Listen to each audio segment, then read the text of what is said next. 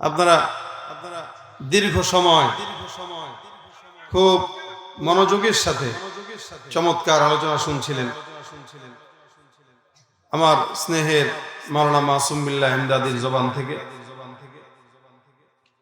যেই কথা আমি এসেও শুনলাম, যতটুকু বুঝলাম, বর্তমান সময়ের উপযোগী যে বিষয়, সবচেয়ে বড় জিনিস আমাদের জন্য যেটা দরকার, অন্যতম মা বাবার খিদমত, এই নিয়ে চমৎকার আলোচনা আপনাদের সামনে করেছেন। জানি না কার কতটুকু দিলে লাগছে, বাকি যদি মানুষ হয়ে থাকে কেউ, আজকে থেকে নিয়ত করবে ইনশাআল্লাহ আমরা মাদেরকে আর কষ্ট দেব না। এখানে পাশেই মহিলা প্যান্ডেল আছে, অনেক মুরব্বী মারা এখন বসে বসে ওয়াজ শুনতেছে। অবশ্যই ওই বয়ান শোনাকালীন সময় তার অবাধ্য সন্তানের জন্য সেও মনে মনে দোয়া করছে, আল্লাহ এই ওয়াজের উসিলায় যেন আমার পোলাটা একটু কথা শুনে। ঠিক না? আল্লাহ পাক যেন আজকের এই আলোচনায় আমার যুবকদেরকে যেন মা ভক্ত বানায় দেয়, মা বাবার খেদমত করার তৌফিক দান করে দেয়। ওগো স্বামী, জানি না এমন একটা জায়গার দিকে রওনা করলাম, আর বাঁচা ফিরবো কিনা কোনো গ্যারান্টি নাই। স্বামী গো, আমি আপনার খেদমত ঠিক মতো করতে পারি নাই। যদি বাঁচা না ফিরি তাইলে দয়া করে স্বামী আপনি আমারে মাফ করে দিয়েন। সুন্দর করে নাকের থেকে স্বর্ণের নাকুলটা খুইলা শাশুড়ির হাতে তুলে দেয়, কান থেকে কানের ফুলটা খুইলা শাশুড়ির হাতে তুলে দেয়, গলার থেকে স্বর্ণের চেনটা খুইলা শাশুড়ির হাতে তুলে দেয়, হাতের থেকে স্বর্ণের চুড়িটা খুইলা শাশুড়ির হাতে তুলে দেয়। সব কিছু খুলে সবার কাছে জমা দিয়ে চাবি টাবি বুঝায় দিয়ে মা জননী তোমার জন্ম দেওয়ার জন্য হসপিটালের দিকে রওনা দেয়। এই মা জননী হসপিটালের বেডে যখন পড়ে যায়, হসপিটালের বেডে পড়ে প্রসব বেদনায় মা জননী ছটফট করে, মা জননী কাতরায়, চিৎকার চেঁচামেচি করে, সন্তান তোমারে দুনিয়ার জমিনে আনতে যায় মা জননী এত কষ্ট করছে। যখন তুমি দুনিয়ার জমিনে আসছো, তো মা জননীর যৌনি পথ দিয়ে এমন ভাবে রক্ত বের হয়েছে যেমন নাকি একটা জ্যান্ত ছাগল জবাই করে দিলে যেমন ভাবে রক্ত পড়ে ভরে যায়, একটা জ্যান্ত গরু জবাই দিলে যেমনি নাকি রক্ত পড়ে ভরে যায়, মা জননী তোমারে দুনিয়ায় আনতে যায় এমন রক্তপাত হয়ে গেছে। একদম নিশ্চিত মৃত্যু প্রায়, এমন মৃত্যুর কাছ থেকে তোমার জন্ম দিয়ে ঘুরায় নিয়ে আসছে। তোমার জন্ম দিতে যায় মা জননী মৃত্যুর কাছ থেকে ঘুরে আসছে। মা জননী যখন দুনিয়ার জমিনে আসছে, তোমাকে দুনিয়ার জমিনে আনছে। দুনিয়ার জমিনে তুমি আসার পরে দীর্ঘ 2 বছর তোমারে দেহের রক্ত পানি করে তোমারে দুধ পান করাইছে। সবাই ভালো আছেন? ভালো নাই কারা কারা? সবাই ভালো আছেন? দুইটা হাত দেখতে চাই, কারা কারা ভালো আছেন? লিল্লাহি তাকবীর, আর জোরে নারায়ে তাকবীর। আল্লাহ কবুল করুক, বলেন আমিন। আপনারা আমার আলোচনা শুরু করার আগে কয়েকটা সুসংবাদ দিয়েই শুরু করতে চাই। প্রথম কথা হইল, আমার কাছে ভালো লাগতেছে আলহামদুলিল্লাহ। মনে হয় সম্ভবত গত বছর আমি এখানে এসেছিলাম, তাই না? গত বছর নাকি? আবারও যে আপনাদের সাথে আল্লাহ তাআলা দেখা করাবেন, মোলাকাত করাবেন, এটা আমাদের কল্পনাতেও ছিল না। আল্লাহ আমাদের হায়াতকে দীর্ঘ করে আবার দ্বীনের নিসবতে সবাইকে বসার তৌফিক দিয়েছেন। একটু বলেন আলহামদুলিল্লাহ। আর আজকের মাহফিলে যিনি সম্মানিত প্রধান মেহমান, আপনাদের সকলের প্রাণপ্রিয়, সারা বাংলাদেশের জননন্দিত ওয়াইজ মুফতি সাইদ আহমদ সাহেব দামাত বরকাতুহুল আলিয়া, ইতিমধ্যে উনিও চলে আসছেন কাছাকাছি। একেবারে অল্প সময়, আমার হয়তো বেশি লম্বা টাইম কথা বলার সুযোগ হবে না, তবে উনি আসা পর্যন্ত ইনশাআল্লাহ আমি আলোচনা চালাবো ইনশাআল্লাহ। হুজুর চলে আসতেছেন, আপনারা সবাই খুশি তো ইনশাআল্লাহ? সবাই খুশি? অল্প কিছু সময় আমার সাথে কারা কারা থাকবেন? সবাই হাত তুলে না। কারা কারা থাকবেন? দুইটা হাত তুলেন না একটু মহব্বতের সাথে। ভাগবেন না তো কেউ? আমাকে থুয়ে পলাবেন না তো ইনশাআল্লাহ? আল্লাহ কবুল করুন। এই জায়গাটা ফাঁকা রাখছেন কেন? এই জায়গাটা কার আসা যাওয়ার জন্য রাস্তা রাখছেন? রাস্তা ওইখানে একটা, এইখানে একটা, ওইখানে একটা, মহাসড়ক। হ্যাঁ হুজুর, এই জায়গাটা ফাঁকা রাখলে মনে হয় যেন কি দুই দল একটা, এখন কোন দলের নাম বলি আবার কি রাজি হয় আর কি, উনারা বিপদ। হ্যাঁ না না, মুরব্বী আলেম আছেন, বিদগ্ধ আলেমে দিন, ওনারা আমাদের চাইতে ভালো জানেন, বড় বড় বুজুর্গদের সোহবত ইয়াফতা, ইজাজত প্রাপ্ত। আমরা ওনাদেরকে নকল করে চলি, আমাদের পুঁজি ওনারা, ওনাদের মুখ থেকেই শোনা, এবং এটাই মজমার আদব, জুড়ে মিলে বসা, মাঝখানে ফাসেলা না থাকা, দূরত্ব না থাকা। বুঝে আসছে? সামনে থেকে বিষয়টা খেয়াল করবেন ইনশাআল্লাহ। কেমন? আল্লাহ কবুল করুন। আর স্বেচ্ছাসেবক যারা আছেন, আমি একটু অনুরোধ করব, প্রয়োজনে যদি কোনো চট থাকে এই মাঝখানটায় মিলাই দেন, আমার সময়টুকুর মধ্যে একটু ঠিকঠাক করে নেন, যেন সাইদ সাহেব এসে একটা গোছালো পরিবেশ পায়। আপনাদের প্রতি তাদের একটা ভালো ধারণা আছে, সেটা আপনারা ধরে রাখবেন ইনশাআল্লাহ। একটু ইয়া ভাই খবর পৌঁছায় দেন, আপনি বললেই হয়ে যাবে। যদি চট থাকে মাঝখান দিয়ে বিছাই দেন। ও ও এই পিলার,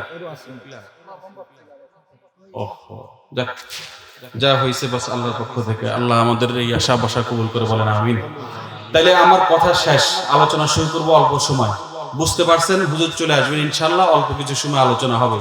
আল্লাহ তাআলা মুখতাসার এই সময়ের মধ্যে আমি গুনাহগারের জবান থেকে কিছু উপকারী কথা বের করে দেন, যেটা সর্বপ্রথম আমার জন্য এবং আপনাদের সবার জন্য উপকারে আসে। বলেন আমিন। ইন্নাল হামদালিল্লাহ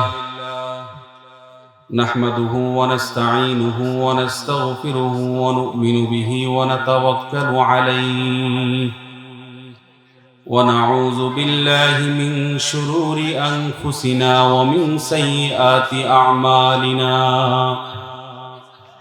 من يهد الله فلا مضل له ومن يضلله فلا هادي له ونشهد أن لا إله إلا الله وحده لا شريك له ونشهد أن سيدنا وسندنا وحبيبنا وطبيبنا وأولانا ومولانا محمدا عبده ورسوله الذي أرسله بالحق بشيرا ونذيرا وداعيا إلى الله بإذنه وسراجا وقمرا منيرا.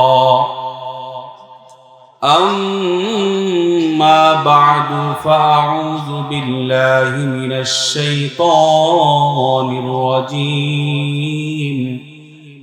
بسم الله الرحمن الرحيم. وقضى ربك ألا تعبدوا إلا إياه وبالوالدين إحسانا.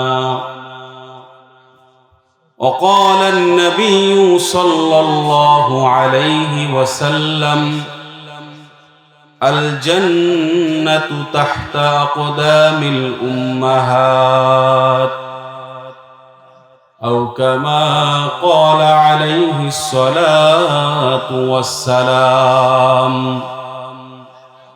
صدق الله مولانا العظيم وصدق رسوله النبي الأمي الكريم ونحن على ذلك من الشاهدين والشاكرين والحمد لله رب العالمين.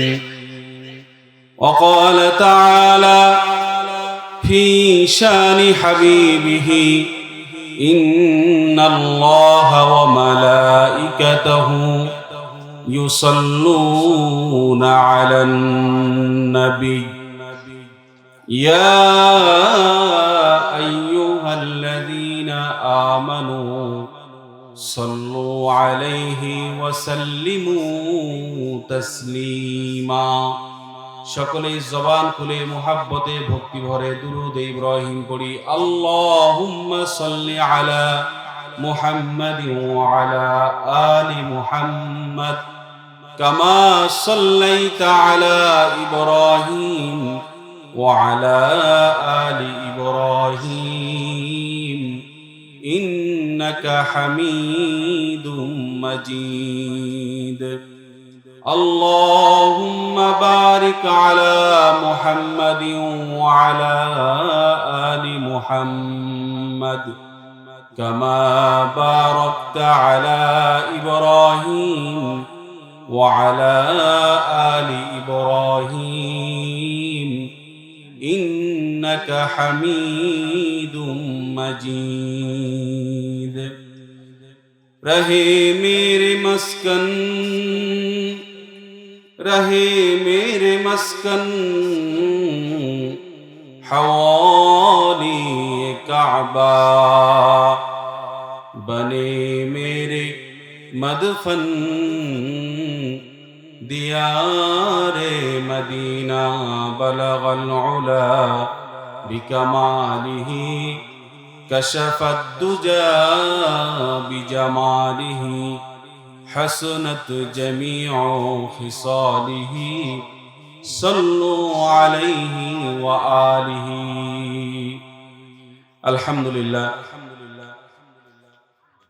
জাহাঙ্গীরপুর যুব সমাজের উদ্যোগে আয়োজিত মৃত ব্যক্তিদের আত্মার মাগফিরাতের উদ্দেশ্যে দ্বিতীয় বার্ষিক ইসলামী মহাসম্মেলনের সম্মানিত সদর, সম্মানিত সভাপতি, পীরে কামেল মুফাসসিরে কোরআন আলহাজ হযরত মাওলানা দেওয়ান মাসুম ইয়ার চৌধুরী সাহেব মুদ্দাজিল্লুহুল আলী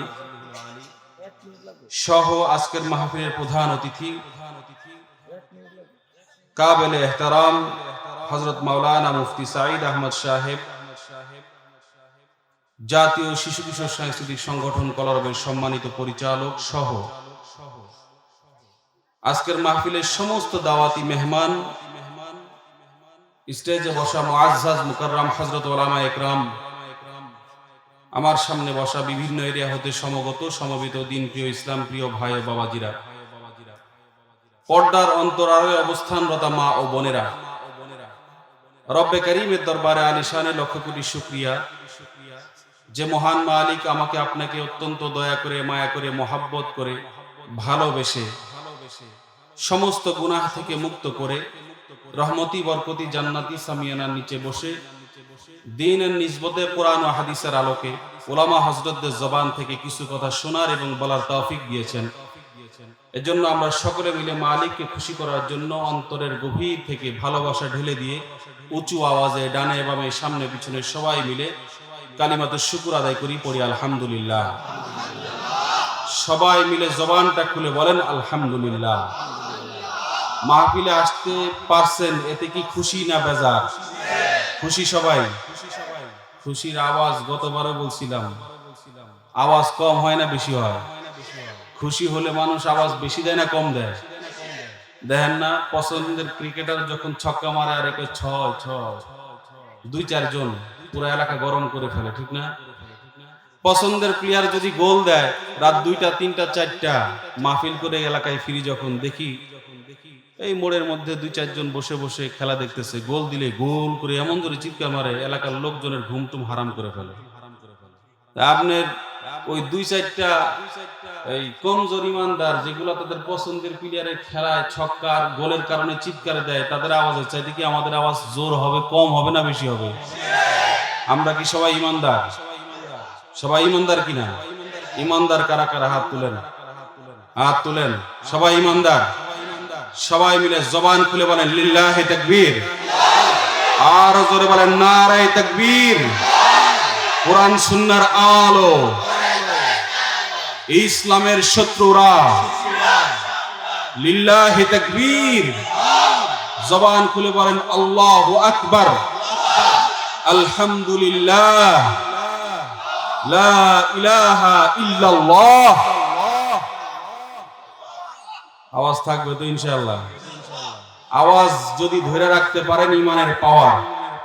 সত্যি কথা বলছি, পৃথিবীর জমিনে মুসলমানদের সংখ্যা যতই কম হোক না কেন, যদি মুসলমান তার গৌরব আর ইমানের পাওয়ার ধরে রাখতে জানে, তাহলে এই মুসলমান সংখ্যায় যতই কম হোক, মুসলমানকে পরাজিত করার মতো কোনো মায়ের সন্তান দুনিয়ার জমিনে আসে না। ঠিক কিনা জোরে বলেন? আমরা কি শুধু আন্দাজে আওয়াজ দিই না, কথা বাস্তব।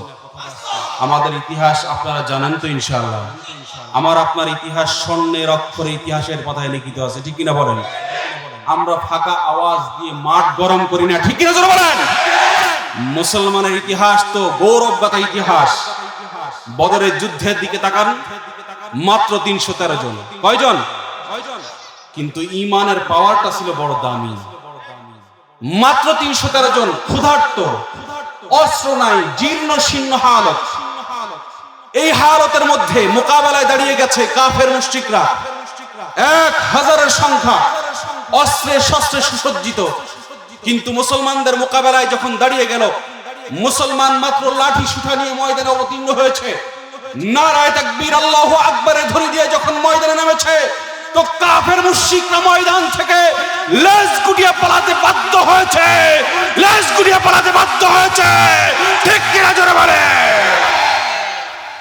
আজকেও যদি বর্তমান জামানার মধ্যে আমি আপনি ওই সাহাবীদের মতো ঈমান সিনার মধ্যে লালন করতে পারি, তো 90-92 ভাগ মুসলমানের দেশ তো দূরের কথা, সারা বিশ্বের মুসলমানদেরকে পরাজিত করার মতো কোন পরাশক্তি পৃথিবীর জমিনে থাকতে পারে না, পারে না, পারে না।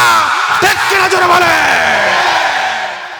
এই জন্য মুসলমান আওয়াজ রাখতে হবে, ইমানের আওয়াজ। আওয়াজ রাখতে হবে, ইমানের আওয়াজ। পারবেন তো ইনশাআল্লাহ? পারবেন তো ইনশাআল্লাহ? সাহাবীওয়ালা ঈমান সিনার মধ্যে রাখবেন,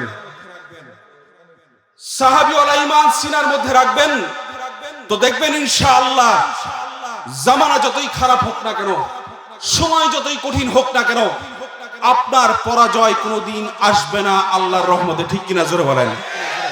এজন্য সময় বড় খারাপ দিকে যাচ্ছে, এগোচ্ছে। চতুর্দিকে তাকায় দেখেন মুসলমানদের হালত বড় করুণ। বিশ্বের প্রান্তে প্রান্তে, বিশ্বের আনাচে কানাচে মুসলমান নির্যাতিত। বেশি দূর যাওয়া লাগবে না, কাঁটাতারের ওপারে তাকায় দেখেন একের পর এক মসজিদ তারা ভেঙে ফেলছে। অক্ষ আইন পরিবর্তন করে একের পর এক মসজিদ তারা ভেঙে ফেলছে। একের পর এক মুসলমানদের সন্তানদেরকে জোর করে হরে রাম বলানোর জন্য চেষ্টা করতেছে, হত্যা করতেছে, আগুনে পুড়াই দিচ্ছে। ঠিক কিনা জোরে বলেন? এই নরপিশাচগুলা তারা ওখানে বসে বসে মুসলমানদের উপরে নির্যাতন চালায়, মুসলমানদের উপরে স্টিম রুলার চালায়, অত্যাচারের স্টিম রুলার। কিন্তু আমার বাংলাদেশে হিন্দুদের যে অবস্থান, আলহামদুলিল্লাহ, কোন হিন্দু এই বাংলাদেশের মধ্যে নির্যাতিত হয়েছে মুসলমানদের হাতে এমন রেকর্ড নাই। ঠিক কিনা জোরে বলেন? হ্যাঁ, যা দুই একটা বিচ্ছিন্ন ঘটনা, সেগুলো রাজনৈতিক কারণে, শুধুমাত্র রাজনৈতিক কারণে। ঠিক কিনা বলেন? কিন্তু শান্তিপ্রিয় কোন মুসলমান কোন আমাদের বাংলাদেশের সংখ্যালঘুদের উপরে অত্যাচার করে নাই। বরং বাংলাদেশের সংখ্যালঘুরাই বাংলাদেশে কেমন যেন জামাই শ্বশুর বাড়িতে বসবাস করলে যত শান্তি, ঠিক তদ্রূপ আছে। তারপরেও এই সমস্ত জানোয়ারগুলো ওপার থেকে খবর রটায় যে বাংলাদেশে সংখ্যালঘুদের উপর নির্যাতন হচ্ছে, অথচ নিজের দেশে মুসলমানদের সহ অন্যান্য যে সমস্ত মাইনরিটি কমিউনিটি আছে তাদের উপরে তারা স্টিম রোলার চালাচ্ছে নির্যাতনের। আমরা বলতে চাই, তারা যতই নীল নকশা আঁকুক না কেন, এই বাংলার জমিনকে তারা গিলে খেতে পারবে না। ঠিক কিনা জোরে বলেন? কারণ এই বাংলার জমিন হচ্ছে মুসলমানের জমিন। আওয়াজ করে বলেন, এই বাংলার জমিন বাবা শাহজালালের জমিন। আওয়াজ করে বলেন, ঠিক কিনা জোরে বলেন? শাহপরানের জমিন, শাহ মাকদুমের জমিন, আল্লামা জুনায়েদ বাবুনগরীর জমিন, আল্লামা জুনায়েদ বাবুনগরীর জমিন, আহমদ শফির জমিন। এই বাংলার জমিনকে 1 ইঞ্চি মাটি ওই সমস্ত কুত্তাদের খাবার বানাতে দেওয়া হবে না, হবে না, হবে না। ঠিক কিনা জোরে বলে? আল্লাহ আমাদের ঈমানকে সিনার মধ্যে সাহাবীওয়ালা ঈমান লালন করার তৌফিক দান করুন। আর জোরে বলেন আমিন। আমার আলোচনার বিষয়বস্তু সেটা ছিল না। যে সমস্ত ওলামা একরামরা আছেন আয়াত পড়াতেই বুঝে ফেলছেন, কিন্তু কথা প্রসঙ্গে চলে আসছে। কেউ রাগ করছেন, মনে কষ্ট পাইছেন কেউ? যদি কেউ মনে কষ্ট পায় থাকেন, বুঝবেন ওইটা ওই দলের। আরো আসতে কোন জোরে বলেন। হ্যাঁ, প্যান্ডেলের বাইরের লোক দেখেন না কেমনে আসে, একটু অপেক্ষা করেন। প্যান্ডেলের লোক দিয়ে কি করবেন? যেগুলো আইছে ওগুলো হইলো ইমানদার। কষ্ট পাইছেন নাকি আবার? এই কথাটা এর জন্য বললাম, উনি আমাদের এনাম ভাই বারবার বলতেছে, হুজুর প্যান্ডেলের বাইরে লোক অনেক, লোক অনেক, তাদেরকে আকল জ্ঞান আল্লাহ দেয় নাই, বিবেকটাকে আল্লাহ দেয় নাই। আমার খুঁজে খুঁজে আনতে হবে, আমার ঠেকা কার? যেটা বাইরে দাঁড়া আছে ওইটা, ঠিক কিনা বলেন? ওর জান্নাত লাগবে না? ও কি মরার পরে জাহান্নামে যেতেছে না জান্নাতে যেতেছে? জান্নাতে যাইতেছিল, এখানে আশা লাগবে কি লাগবে না? ওর ওয়াজটাই তো এখন শুরু করবো ইনশাআল্লাহ, কি কর, ঠিক কিনা? এই জন্য যে সমস্ত ভাইরা ঘোরাফেরা করতেছেন, মনে করতেছেন সাইসা হুজুর আসলে আসবেন, আসেন, সমস্যা নাই। সিট খালি না থাকলে আমাদের কোনো দোষ নেই। দাঁড়া থাকবেন, হ্যান্ডেল ধরে ঝুলতে থাকবেন বান্দরের মতো, ঠিক না? এটা জান্নাতের বাগান। যতক্ষণ এখানে বসা থাকবেন, আল্লাহর হাবিব বলেছেন আপনার আমলনামা থেকে সগীরা গুনাহগুলো মাফ হতে থাকবে। একবার সুবহানাল্লাহ বলবে, জান্নাতের বাগানে এমন গাছ আল্লাহ লাগায় দিবে, যেই গাছের গোড়াটাও দ্রুতগামী ঘোড়া 50,000 বছর দৌড়ে এলেও এটা শেষ করতে পারবে না।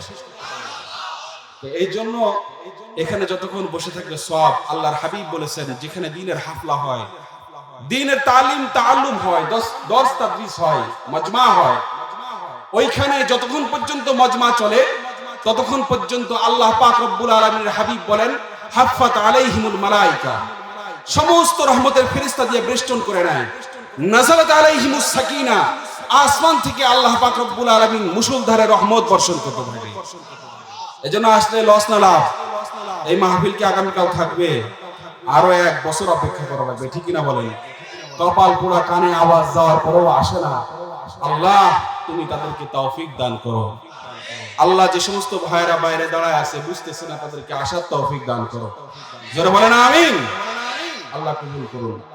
মুহতারাম হাজিরিন, কথা বারবার এদিক সেদিক চলে যাচ্ছে, আসেন সরাসরি আলোচনার দিকে যাওয়া যায়।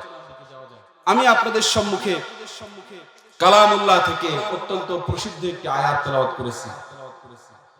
রাসূলুল্লাহ সাল্লাল্লাহু আলাইহি ওয়াসাল্লামের অসংখ্য অগণিত হাদিসে মুবারাকা থেকে হাদিসের টুকরা আপনাদের সম্মুখে তেলাওয়াত করেছি। ইনশাআল্লাহ আমার এই তেলাওয়াতকৃত আয়াত এবং হাদিসকে সামনে রেখে কিছু কথা বলবো। আল্লাহ তৌফিক দান করে, বলেন আমিন। আমি আপনাদের খেদমতে একটা প্রশ্ন রাখতে চাই।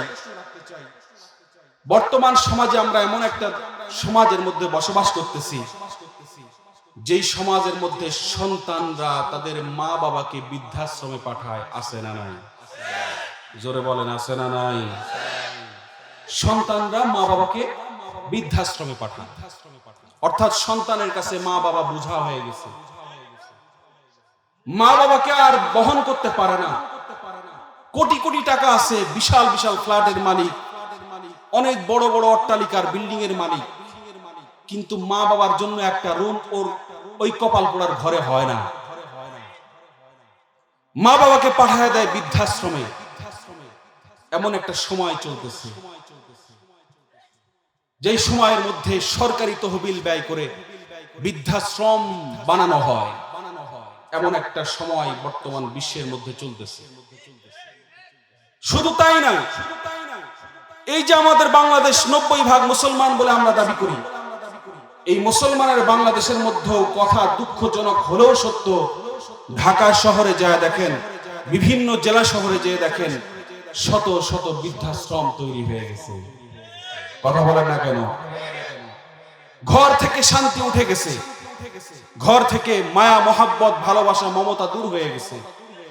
যেই সন্তানকে মা বাবা বড় কষ্ট করে লালন পালন করেছে, একজন মা বাবা 4-5টা সন্তান পালতে পারে, কিন্তু 4-5টা সন্তান মিলে একটা মা বাবারে পালতে পারে না। কত কপাল পোড়া, কত দুর্ভাগা, এমন একটা সময় চলতেছে। আসলে এই সমস্ত কপাল পোড়া সন্তানগুলা মা বাবা কি জিনিস, তাদের ব্যাপারে আল্লাহর বিধান কি, তাদের খিদমত সম্পর্কে আল্লাহ পাক রব্বুল আলামিনের আদেশ কি জানে না, বিধায় আজকে এই সমাজের মধ্যে বৃদ্ধাশ্রম তৈরি হয় আর সমাজে মা বাবা সন্তানের হাতে নির্যাতিত হয়। কথা বলেন ঠিক কিনা? এজন্য আমি যে আয়াত আপনাদের সম্মুখে তেলাওয়াত করেছি, আল্লাহ পাক রব্বুল আলামিন কালামে হাকিমের মধ্যে ডাক দিয়া বলতেছেন, অকযা রাব্বুকা আল্লা তা'বুদু ইল্লা ইয়াহু ওয়া বিল ওয়ালিদাইনি ইহসানা। রব্বে কারীম ডাক দিয়া বলতেছেন, এ দুনিয়ার মানুষ তোমরা শুনো, আমি আল্লাহ তোমাদের উপরে বিধান দিয়ে দিলাম, আমি আল্লাহ তোমাদের উপরে ফরজ করে দিলাম। দুনিয়ার মানুষ তোমরা শুধুমাত্র কেবলমাত্র আমি আল্লাহর গোলামি করবা, আমি আল্লাহ ব্যতীত অন্য কারোর গোলামি করবা না। অকযা রাব্বুকা আল্লা তা'বুদু ইল্লা ইয়াহ, এ বান্দারা আমি আল্লাহ ব্যতীত অন্য কোনো কারোর গোলামি করবা না। বান্দা তুমি আমি ব্যতীত কোনো গাছের পূজা করবা না, বান্দা তুমি আমি আল্লাহ ব্যতীত কোনো মাছের পূজা করবা না, বান্দা দুনিয়ার জমিনে কোনো মূর্তির পূজা তুমি করবা না, কোনো নেতা নেত্রীর পূজা তুমি করবা না, শুধু কেবলমাত্র আমি আল্লাহর গোলামি করবা। আমি আল্লাহর গোলামি করতে যায় অন্য কোনো কিছুর সাথে শরীক তুমি করবা না, এটা আমি তোমার জন্য বিধান দিয়ে দিলাম, আমি আল্লাহ তোমারে ফরজ করে দিলাম। আল্লাহ পাক রব্বুল আলামিনের গোলামি কতদিন বান্দা করবে? যতদিন পর্যন্ত বান্দার মৃত্যু না হয়, বান্দা দুনিয়ার জমিনে যতদিন পর্যন্ত জীবিত থাকবে ততদিন পর্যন্ত বান্দা আল্লাহর গোলামি করবে। হাত্তা ইয়াতিয়াকাল ইয়াকিন, বান্দার যতদিন পর্যন্ত মৃত্যু না আসে ততদিন পর্যন্ত বান্দা আল্লাহর গোলামি করবে। এটা আল্লাহ তাআলা বিধান দিয়ে দিয়েছেন, এটা আল্লাহ তাআলার বিধান। এই আয়াতের পরবর্তী অংশের মধ্যে রব্বে কারীম তামাম দুনিয়ার মানুষদেরকে জানায়া দিলেন, যেমনি ভাবে বান্দা তুমি আমি আল্লাহর গোলামি করবা, ঠিক তদ্রূপ ভাবে অবিল ওয়ালিদাইনি ইহসানা, ঠিক তদ্রূপ ভাবে তোমরা তোমার মা বাবার সাথে সদাচরণ করবা, তোমরা তোমার মা বাবার সাথে সৎ ব্যবহার করবা, মা বাবার সাথে দুর্ব্যবহার করবা না। কারণ মা বাবা তোমারে বড় কষ্ট করে লালন পালন করেছে, দুনিয়ার আলো তোমারে দেখাইতে যায় মা বড় কষ্ট করছে। 10 মাস 10 দিন তোমার মা তোমারে গর্ভে ধারণ করেছে, বোঝা বহন করেছে। ওই মা জননী তোমারে পেটে বোঝা বহন করতে যায় এমন এমন কষ্ট সহ্য করেছে, যে কষ্ট কোনোদিন কোনো মানুষ কল্পনা করতে পারে না। ঘরের মধ্যে সবাই ঘুমাইছে, তোমার বাবা ঘুমাইছে, তোমার দাদা দাদি অন্যান্য ঘরের সদস্যরা সবাই ঘুমাইছে।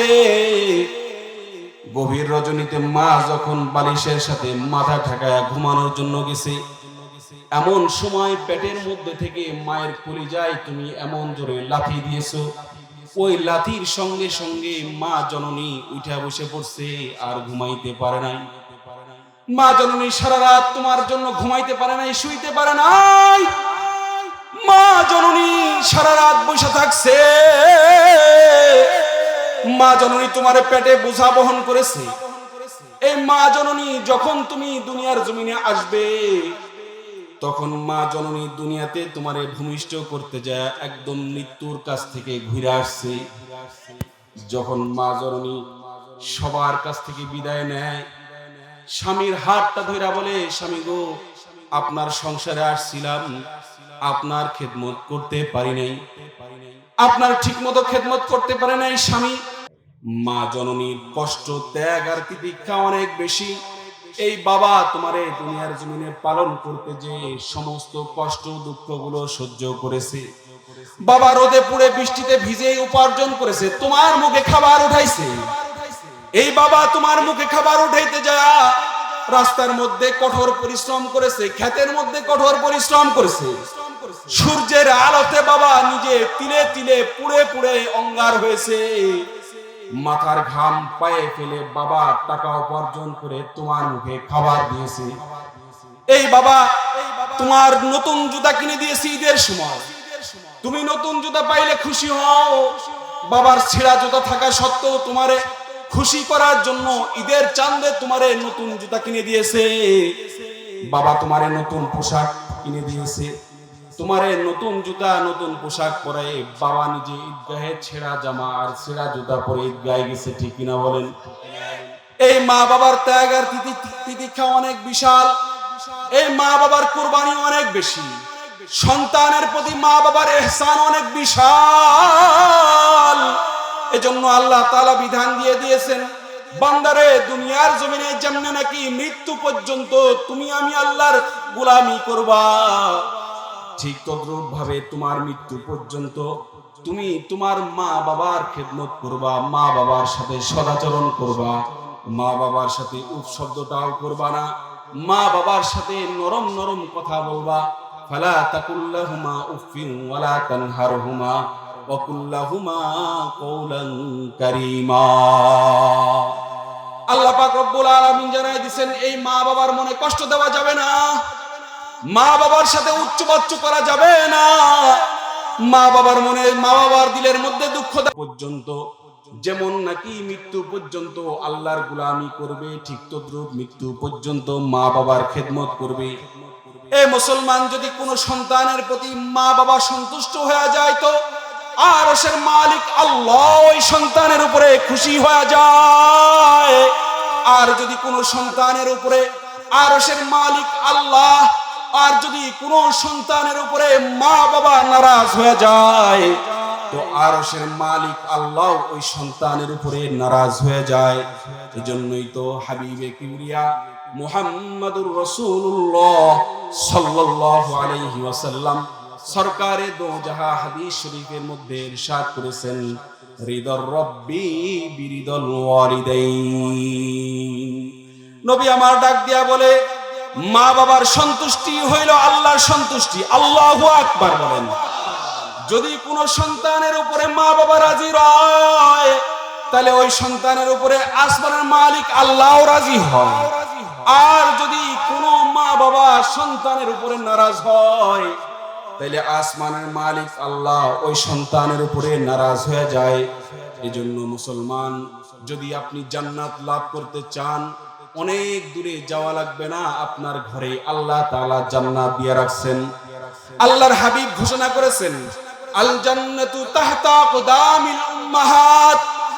জান্নাতটা আল্লাহ পাক রব্বুল আলামিন মায়ের পায়ের নিচে দিয়ে রাখছেন। আল্লাহু আকবার বলেন। অর্থাৎ তুমি মা বাবারে রাজি করাইতে পারবা, যদি মা বাবারে রাজি করায় নাও তাহলে আল্লাহ পাক রব্বুল আলামিন তোমারে জান্নাতের অধিবাসী বানায় দিবে। হাবিবে কিবরিয়া মুহাম্মদুর রাসূলুল্লাহ অন্যত্র হাদিসের মধ্যে ইরশাদ করে ডাক দিয়া বলতেছেন, মা মিন মুমিনিন লাহু আবওয়ান ফায়ুসবিহু ওয়া হুয়া মুহসিনুন ইলাইহিমা ইল্লা ফাতাহাল্লাহু লাহু বাবাইনি মিনাল জান্নাহ। হাবিবে কিবরিয়া ঘোষণা করেন, এমন কোন মুমিন মুমিনা নাই, যে মুমিন মুমিনা, যে আল্লাহর বান্দা বান্দি তার মা বাবা জীবদ্দশায়, তার মা বাবার জীবিত অবস্থায় মা বাবার সাথে সদাচরণ করে, মা বাবার খেদমত করে, এমন কোন মুমিন মুমিনা নাই যে মুমিন মুমিনা মা বাবার সাথে সদাচরণ করার কারণে, মা বাবার খেদমত করার কারণে আল্লাহ পাক রব্বুল আলামিন জান্নাতে বান্দার জন্য দুইটা দরজা খুলে দেয় না।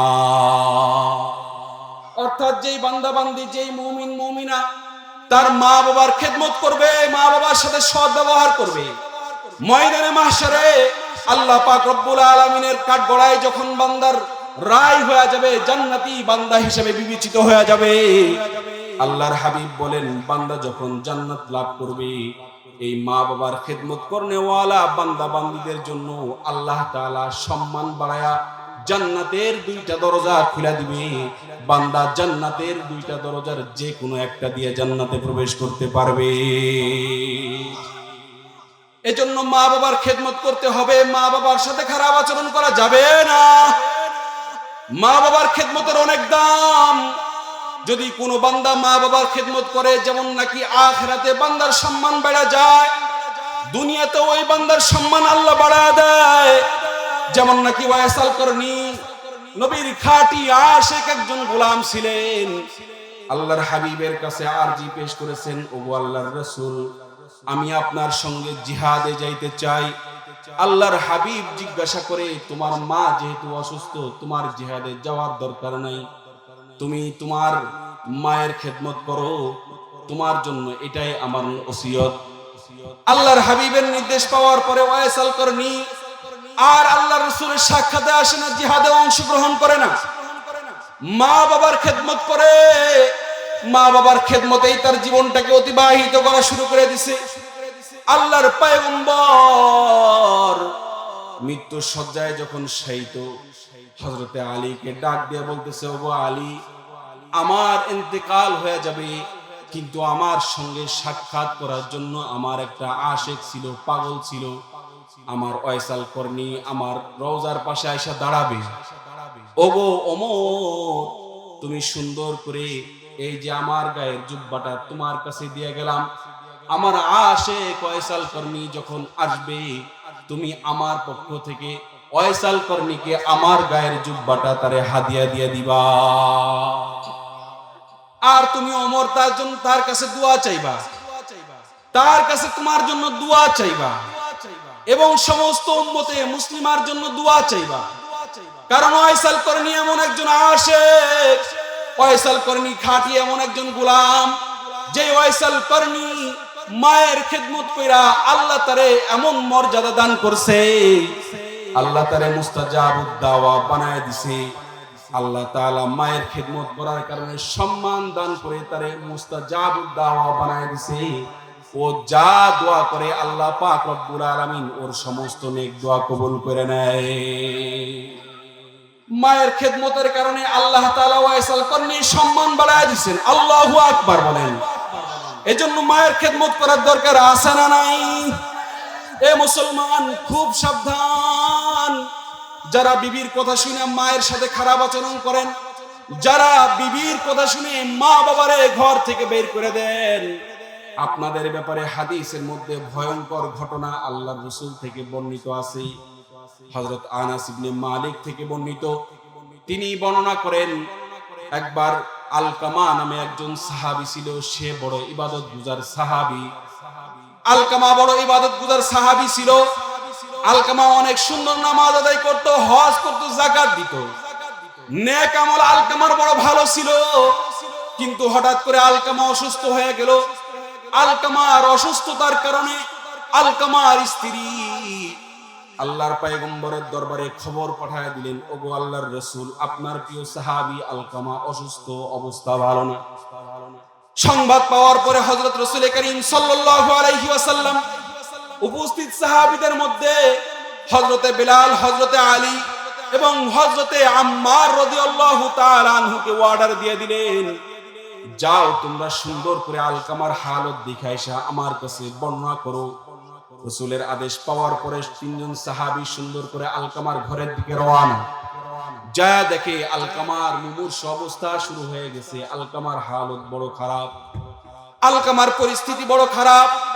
সুন্দর করে তিনজন সাহাবী আলকামার পাশে বসে গেছে। যা ডাক দিয়ে বলো, গো আলকামা, তোমার হালত বেশি ভালো না, হয়তো তুমি আর বেশিক্ষণ বাঁচবা না। সুন্দর করে তুমি আমাদের সঙ্গে কালেমায়ে শাহাদাত পড়া শুরু করে দাও। সাহাবীরা তালকিন দেয়, কিন্তু আলকামার জবান থেকে কালিমায়ে শাহাদা বের হয় না। পরিস্থিতি ভয়ঙ্কর অবলোকন করে হযরতে বিলাল দৌড়াইতে দৌড়াইতে পয়গম্বরের দরবারে হাজির হয়ে গেছে।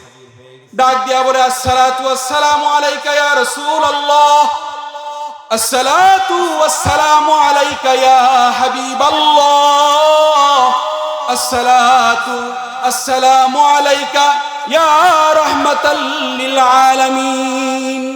ওগো আল্লাহর পয়গম্বর, আলকামার হালত বড় খারাপ। আলকামারে আমরা কালিমার তালকিন দেই, কিন্তু আলকামার জবান থেকে কালিমা বের হয় না। আলকামার বড় হালত খারাপ। পয়গম্বর, কি করার আছে আমাদেরকে জানায় দেন।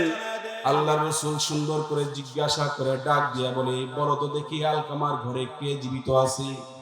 সমস্ত সাহাবীরা উত্তর করলো, গো আল্লাহর পয়গম্বর, আলকামার বাবা বিদায় নিয়েছে, কিন্তু আলকামার বৃদ্ধা মা ঘরে আছে। আল্লাহর পয়গম্বর বেলালকে পাঠায় দিলেন, যাও আলকামার মারে সালাম দিয়া দাও, জানা দাও আল্লাহর রসুল তারে ডেকেছে, তার সঙ্গে সাক্ষাৎ করতে যায়, তার সঙ্গে সাক্ষাৎ করতে চায়। সুন্দর করে যখন বেলাল যায় খবরটা আলকামার মার কাছে পৌঁছায় দিল, তো আলকামার মা সুন্দর করে পয়গম্বরের দরবারে হাজির হয়ে গেল। আলকামার মাকে পয়গম্বর আরবি সাল্লাল্লাহু আলাইহি ওয়াসাল্লাম জিজ্ঞাসা করতেছে, ওগো আলকামার মা, সত্যি করে সাক্ষী দিবেন, বলেন তো দেখি আলকামা কেমন ছিল? আলকামার মা ডাক দিয়া বলে, রাহমাতুল লিল আলামিন। আলকামা তো বড় ভালো মানুষ ছিল, ইবাদত গুজার একজন বান্দা ছিল। আলকামা নামাজ কালাম পড়ে, রোজা রাখে, ওর ইবাদত বড় সুন্দর। আল্লাহর রসুল ডাক দিয়া বলে, না, বলেন আপনার আর আলকামার মধ্যে সম্পর্কটা কেমন? আল্লাহর পয়গম্বর যখন জিজ্ঞাসা করলেন, সত্যি সত্যি উত্তর দিতে বললেন। ডাক দিয়া বললেন, ওগো আলকামার মা, তুমি যদি আমারে সত্যি উত্তর না দাও, তাইলে আল্লাহ পাক রব্বুল আলামিন আমাকে ওহীর মাধ্যমে জানায় দিবেন, সুতরাং তুমি সত্যি সত্যি উত্তর দাও। আলকামার মা এখন ডাক দিয়া বলে, ওগো আল্লাহর পয়গম্বর, আলকামার সঙ্গে আমার একটু মনোমালিন্যতা আছে, কারণ আলকামা আমাকে আমার বিষয়টাকে প্রাধান্য না দিয়ে আমার উপরে ওর বউকেই প্রাধান্য দেয়। সিদ্ধান্ত নেওয়ার ক্ষেত্রে ওর বউরে প্রাধান্য দেয়, এই কারণে আমার মনে একটু কষ্ট আছে। আল্লাহর পয়গম্বর আর বুঝতে বাকি নাই, কেন আলকামার জবান থেকে কালিমা বের হয় না। বেলাল রাদিয়াল্লাহু তাআলা আনহুকে ডাক দিয়া বলে, বেলাল, লাকড়ির ব্যবস্থা করো, আগুন প্রজ্বলিত করো, আলকামারে আমি পোড়ায়া দিব। আলকামার মা এখন পয়গম্বরকে ডাক দিয়া বলে, ওগো আল্লাহর রাসূল, আমার কলিজা ছেঁড়া ধন, আমার কলিজার টুকরা সন্তান আলকামারে আমার চোখের সামনে পোড়ায়া দিবেন, আমি সহ্য করতে পারবো না। আল্লাহর পয়গম্বর আলকামার মারে ডাক দিয়া বলে, ওগো আলকামার মা, এই দুনিয়ার আগুনের চাইতেও জাহান্নামের আগুন বড় কঠিন। তুমি যদি আলকামারে মাফ না করো, তাহলে আলকামা জাহান্নামের ভয়াবহ আগুনের মধ্যে পুড়তেই থাকবে। আলকামার মা ডাক দিয়া বলে, আল্লাহর পয়গম্বর, সবাইরে সাক্ষী রেখে আপনারে জানায় দিলাম, ওগো আল্লাহর হাবিব, আমার সন্তান আলকামার উপরে আমার কোনো কষ্ট নাই। আমি মা আমার আলকামারে মাফ করে দিলাম। ওগো পয়গম্বর, আমি চাই না আমার সন্তান আগুনে পুড়ুক, ওরে আমি বড় কষ্ট করে পালন করছি। ওগো আল্লাহর পয়গম্বর, আমি আমার সন্তানরে মাফ করে দিলাম। আলকামার মায়ের কথা শুনে আল্লাহর পয়গম্বর বেলালকে ডাক দিয়া বলে, ওগো বেলাল, যাও আলকামার ঘরে পরিস্থিতি জানায় দাও। এমনও তো হতে পারে মুখ লজ্জায় আলকামার মা বলেছে মাফ করেছে, কিন্তু দিল থেকে তো মাফ নাও করতে পারে। সুন্দর করে বেলাল হাজির হয়ে গেছে। বেলাল যা দেখে দৌড়াইতে দৌড়াইতে গেল। বেলাল বর্ণনা করে, আমি যখন দৌড়াইতে দৌড়াইতে আলকামার ঘরের দরজার সামনে এসে উপস্থিত হইলাম, আমি আমার নিজের কানে শুনলাম আলকামা তার জবান দিয়ে উচ্চ স্বরে আওয়াজ করে পড়তেছে, আশহাদু আল্লাহ ইলাহা ইল্লাল্লাহু ওয়া আশহাদু আন্না মুহাম্মাদার রাসূলুল্লাহ। আলকামার মা মাফ করে দিছে, তো আলকামার জবানে কালিমা শাহাদা জারি হয়ে গেছে। আল্লাহু আকবার বলেন। হাবিবে কিবরিয়া মুহাম্মাদুর রাসূলুল্লাহ সাল্লাল্লাহু আলাইহি ওয়াসাল্লাম সুন্দর করে আলকামারে কাফন করছে, জানাজা পড়াইছে, দাফন করছে। দাফন শেষ করার পরে উপস্থিত সমস্ত সাহাবীদেরকে ডাক দিয়া বলে, ওগো আমার মুহাজির আনসার সাহাবীগণ, তোমরা স্পষ্ট ভাবে শুনে নাও, যদি কোনো বান্দা বান্দি তার মা বাবার দিলে কষ্ট দেয়, মা বাবার অন্তরে দুঃখ পৌঁছায়, ওই সন্তান যত নেক আমল করুক না কেন, তার ফরজ, ওয়াজিব, সুন্নত, মুস্তাহাব, নফল কোনো আমল আল্লাহর দরবারে কবুল হবে না। এজন্য মুসলমান সময় বেশি নেওয়ার সুযোগ নাই। হুজুর চলে আসছে, হুজুরকে বসায় রেখে কথা বলা বেয়াদবি। তারপরেও বলতেছি, একটা জরুরি হালত। এ মুসলমান, আমরা অনেকেই আমাদের মা বাবার দিলের মধ্যে কষ্ট পৌঁছায় দিছি, যাদের মা বাবা জীবিত আছে, ও আমার যুবক ভাই, তোমার পায়ে হাত রেখে বলতে চাই, জাহান্নামের আগুন যদি নিভাইতে চাও, জান্নাতের নিয়ামত যদি তুমি পাইতে চাও, আজকে ঘরে যায়া মায়ের পাটা বুকের সাথে জড়ায় ধরে চোখের পানি ছেড়া মার কাছে কান্না করে বলবা, মা রে, আর জীবনে তোমার এই কষ্ট দিব না। মা, তোমারে দিলের মধ্যে অনেক কষ্ট দিছি, মা বুঝি নাই, মা আজকে নিয়ত করলাম আর কোনদিন কষ্ট দিব না। বাবার পাটা জড়ায় ধইরা বাবার কাছে মাপ চাইবা, আর বাবারে বুকে জড়াইবা, গলায় জড়াইবা, বাবার কাছ থেকে মাপ চেয়ে নিবা সুন্দর করে। আর কোনদিন মা বাবার সাথে দুর্ব্যবহার করবা না। আর যে সমস্ত সন্তানের মা বাবা দুনিয়ার জমিন থেকে বিদায় নিয়ে গেছে, তারা তো আর মা বাবারে পাবে না। তারা মা বাবার সাথে সদাচরণ করবে এমন ভাবে যেটা হলো মা বাবার জন্য তারা নেক আমল করে করে মা বাবার কবরে সওয়াব পৌঁছাইবে। নিজে বদ আমল করবে না, কারণ বদ আমলের ভাগ মা বাবার কবরেও যায়। এজন্য কথা লম্বা হয়ে যাবে, আমি সেদিকে যাও মাকসাদ না। নিজে গুনাহের কাজ করবে না, আর বেশি বেশি নেক আমল করে মা বাবার কবরে সওয়াব পৌঁছাইবে। পারবে তো ইনশাআল্লাহ? পারবো তো ইনশাআল্লাহ? আল্লাহ তৌফিক দান করুক, বলেন আমিন। এ মুসলমান, এজন্য মা বাবার দিলে কষ্ট দেওয়া যাবে না। মা বাবার খেদমত বড় দামি জিনিস। আল্লাহ রাসূলকে জিজ্ঞাসা করা হলো, ইয়া রাসূলুল্লাহ, আইয়ুল আমালি আফদলু, ওগো আল্লাহর পয়গম্বর, কোন আমলটা সবচাইতে উত্তম? আল্লাহর রাসূল বর্ণনা করেছেন, as-সালাতু লিওয়াক্তিহা, সুম্মা বিররুল ওয়ালিদাইন, সুম্মাল জিহাদু ফি সাবিলিল্লাহ। আল্লাহর হাবিব বলেন, ওয়াক্তমতো নামাজ পড়া। 2 নাম্বার হইল মা বাবার সাথে সৎ আচরণ করা। আর 3 নাম্বার হইল আল্লাহর রাস্তায় জিহাদ করা। এজন্য মুসলমান, সবচাইতে উত্তম আমলের মধ্যে একটা আমল হইল মা বাবার সাথে সৎ আচরণ করা। কথা অনেক লম্বা, বলার অনেক কিছু ছিল, কিন্তু সময় নেই। সংক্ষিপ্ত সময়ে যেই কথাটা বোঝাইতে চাইলাম, মুসলমান বলেন তো দেখি, আমার এই সংক্ষিপ্ত কথা শোনার পরে কে কে নিয়ত করতে পারি আর জীবিত মা বাবার দিলের মধ্যে কষ্ট দিব না? 2টা হাত তুলে মালিককে দেখা দেই। আল্লাহ তুমি কবুল করো, বলেন আমিন। আর জোরে বলেন আমিন। হাত নামা। আর যাদের মা বাবা জীবিত নাই, বিদায় হয়ে গেছে, বদ আমল করবো না, গুনাহের কাজ করবো না, নেক আমল করে করে মা বাবার ঘরে সব পৌঁছাবো তো ইনশাআল্লাহ। আল্লাহ আমাদের ঘরকে সুখের ঘর বানায় দেখ, বলেন আমিন। আল্লাহ আমাদের মা বাবাকে যথাযথ সম্মান দেওয়ার তৌফিক দান করুক, বলেন আমিন। মা বাবার খেদমত করার তৌফিক দান করুক, বলেন আমিন।